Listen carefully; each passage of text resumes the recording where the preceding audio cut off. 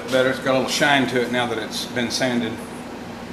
The next step would be to if you wanted to darken it a little bit, to put a stain on it of some kind or other, and then just through several various stages of shellacs and waxes and some way to seal it. Just a wipe-on polyurethane.